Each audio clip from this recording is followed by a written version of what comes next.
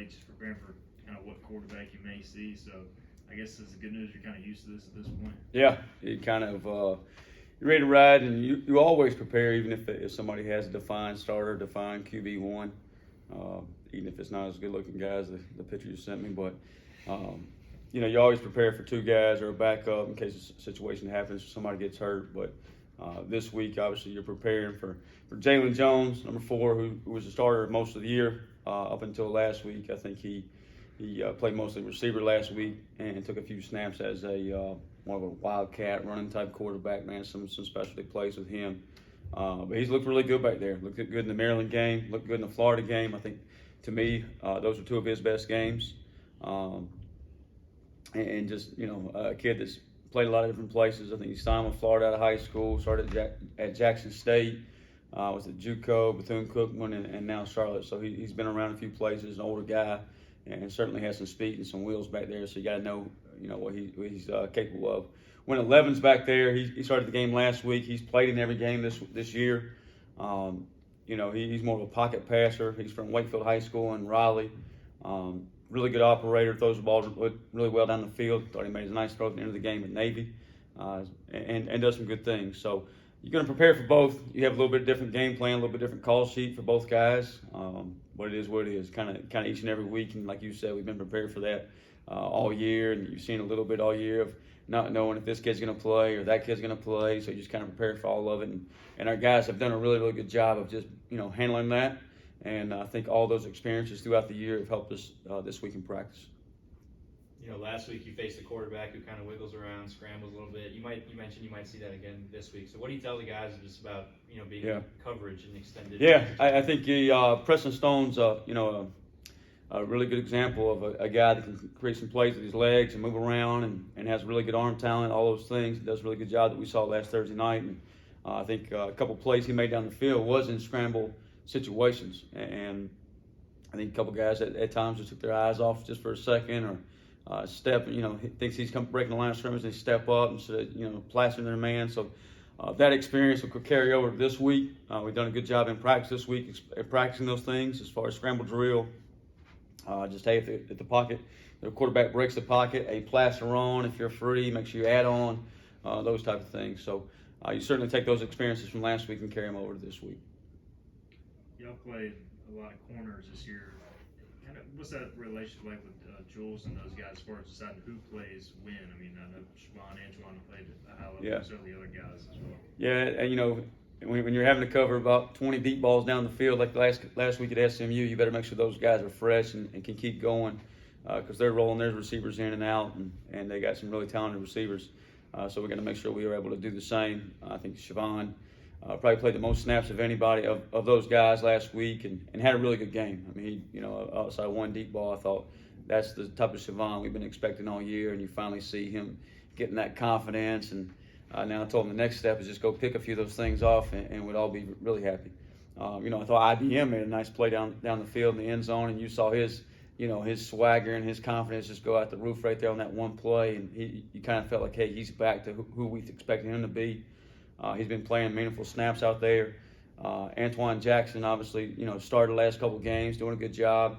And Jonathan Jones. So all 4 of those guys kind of give you a 2 deep out there where you can rest those guys. I think in the past couple of years, we rotated 2 or 3 guys, or 2 guys played a lot, or rotated 3 guys. I think this allows us to, hey, the field guys play the field, the boundary guys play the boundary, and just give us good rest and rotation out there. Siobhan said he hadn't been tested like that probably since ever. I mean, so when you're kind of looking at that and talking to him, can you kind of see that confidence maybe grow just because?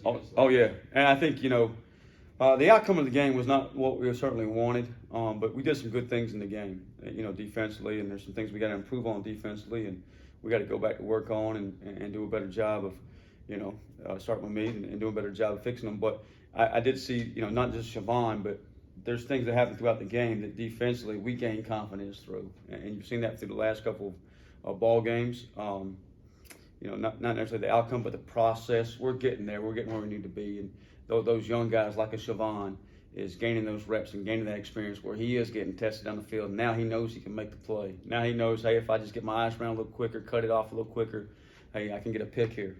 So you're going to see that at every position, especially those two corner positions where those guys haven't played a lot of snaps. I think, the Sam, the Mike, the Will, Ra, Taylor Jackson, Mike Edwards, B.J. Davis, I thought maybe had his best game of the year last week. Those guys are starting to come along and get that confidence and starting to take that next step. So, and we need them to. We need to take that next step to make sure we dominate, to make sure we finish the fourth quarter. And the big thing we focus on this week is creating turnovers. I thought we've been talking about third downs the last few weeks, and we capitalized on those. I think we had 8 or 9 3-and-outs last week, which is huge, and held those guys to a minimum. I think it converted 4 or 15 or something like that.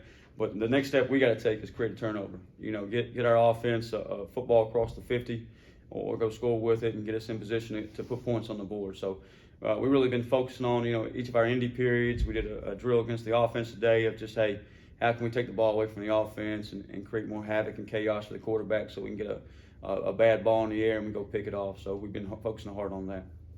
SMU had a pretty quick 14 and then didn't do anything for a long time. So Yeah. how, I'm sure you're proud of the guys that they were able to bounce back after that. How difficult is that? Because when you see 14 in the first quarter, Yeah. a lot of times the team will score 42 or 50. That didn't happen. For you Yeah, guys. especially that's what I'm thinking. Sometimes like, oh, damn. But I think the first game we went 2 3-and-outs. And it really was the next 14 was, hey, 2 deep balls down the field and then 2 scramble balls down the field. So it wasn't, we just calm the kids down, calm the guys down on the sideline and say, hey, listen, just a couple snaps here, a couple snaps there, get our eyes in better place and let's go play. And I think like the rest of the half, I think it was like 4 more 3-and-outs from the second quarter. So second quarter and third quarter, defensively pretty much dominated them and did a really good job. And obviously we'd like to be a little better, create a turnover in there, but I thought, we responded. And that's maybe the first time this year that I thought we responded just like that in a dominant fashion. And I think part of it is just what we talked about is those guys have that confidence, they have that experience now, they have those snaps under their belt that they're playing. Elijah Morris is back in there, so it's been big for us.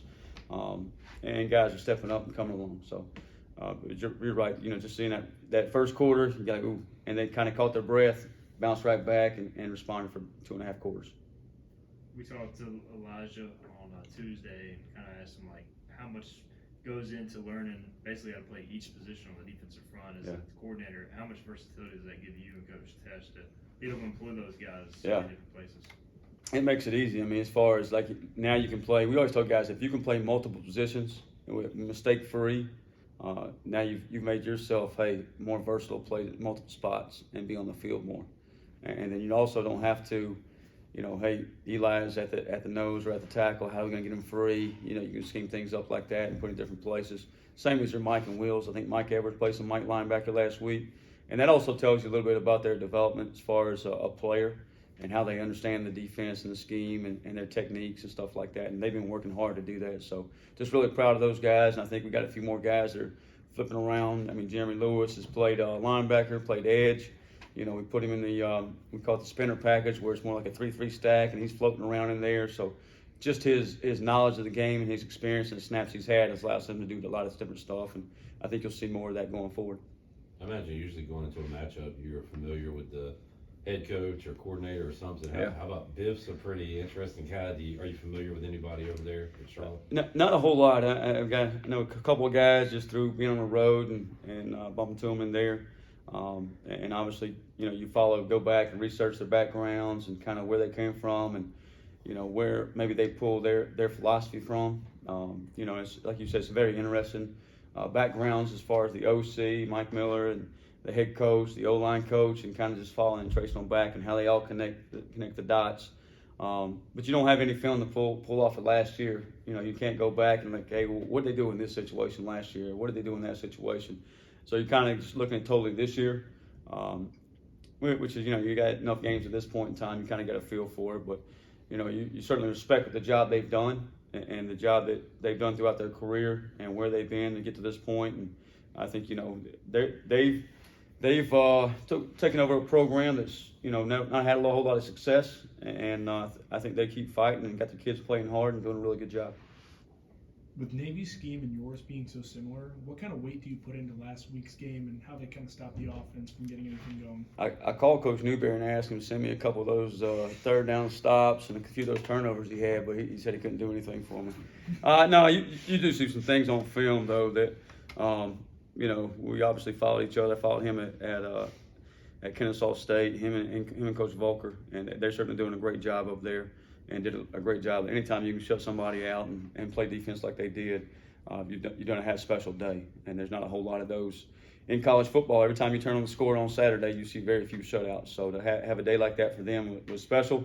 But I think certainly you take some things from that game or previous games that have played well against them, or things that gave those quarterbacks trouble or the running backs trouble or O-line trouble, and you kind of steal that sometimes and maybe add to what you already have.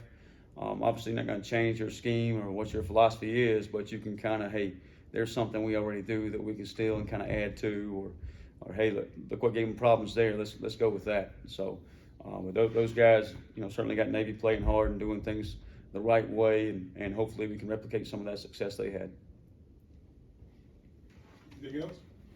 Thank you, Coach. All right, appreciate